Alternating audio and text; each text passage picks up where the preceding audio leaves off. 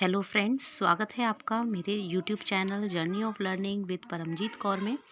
मैंने आपको अपनी लास्ट वीडियो में करत करत अभ्यास के जड़मति होत सुजान की रीडिंग की थी आपके समक्ष। मुझे इस बात का खेद है कि इसका सेकंड पार्ट आने में थोड़ा टाइम लग गया।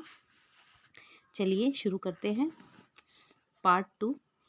इसमें हम पढ़ रहे थे, विष्णु शर्मा ने पंचतंत्र में कहा है, मनोरथ से ही नहीं परिश्रम से सिद्ध होते हैं।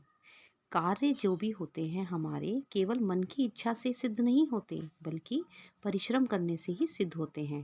दृढ़ संकल्प तथा परिश्रम से ऐसा कौन सा काम है जो सिद्ध नहीं हो सकता। एडिसन ने निरंतर अभ्यास और परिश्रम के बल पर ही 1000 आविष्कार अपने नाम पेटेंट कराए थे। बच्चों, जैसा कि मैंने आपको पहले भी बताया था कि हम जब कोई भी कार्य करते हैं तो हम लगातार उसे नहीं करते। आप देखिए, एडिसन ने 1000 आविष्कार किए और 1, 2, 3 नहीं बल्कि कई बार उनको असफलता का भी सामना करना पड़ा, परंतु वह नहीं रुके। उस वैज्ञानिक से किसी ने पूछा, क्या आपकी सफलता का कारण आपकी प्रतिभा है? तो एडिसन ने उत्तर दिया था, 1 औंस बुद्धि और 1 टन परिश्रम।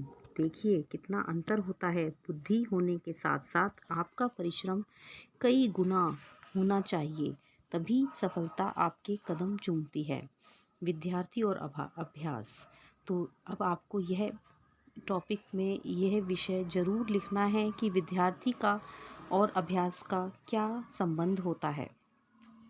विद्यार्थी के लिए तो निरंतर अभ्यास अति आवश्यक है। विद्या की प्राप्ति एक दिन में नहीं की जाती। इसके लिए वर्षों की लगन, परिश्रम तथा सतत अभ्यास चाहिए। विद्यार्थी के लिए अभ्यास की उतनी ही आवश्यकता होती है जितनी कि जीवित रहने के लिए वायु। आप समझ सकते हैं, वायु के बिना हमारा जीवित रहना बहुत मुश्किल है। हमारे प्राण ही निकल जाएंगे यदि हम वायु को त्याग दें। इसी प्रकार विद्यार्थी की आत्मा एक तरह से उसका परिश्रम होता है। अगर विद्यार्थी जीवन में परिश्रम नहीं करेंगे तो वह सफल नहीं हो पाते और अपने लक्ष्य को प्राप्त नहीं कर पाते। जिस प्रकार वायु के अभाव में व्यक्ति निर्जीव हो जाता है, उसी प्रकार निरंतर परिश्रम के अभाव में विद्यार्थी अपने लक्ष्य से भटक जाता है। विद्यार्थी काल में बालकों को इसीलिए कठोर अनुशासन में रखा जाता है तथा उससे निरंतर अभ्यास करवाया जाता है। उपसंहार। अंत में हम इसका निष्कर्ष लिखेंगे। उपसंहार। संसार के संपूर्ण निर्माण, सारी रचना, संपूर्ण कला कौशल के पीछे निरंतर अभ्यास एवं परिश्रम का हाथ है। भगवान भी उसी व्यक्ति की सहायता करते हैं जो परिश्रमी है। मानव जीवन का अंतिम लक्ष्य मोक्ष कहा गया है। उसकी प्राप्ति भी निरंतर परिश्रम तथा अभ्यास द्वारा ही हो सकती है। तो इसी प्रकार बच्चों, आपने देखा कि हमने यह निबंध रीड किया और आपस में इस विषय पर चर्चा की।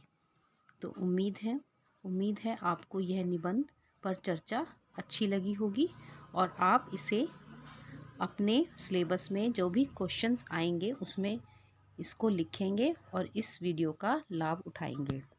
धन्यवाद।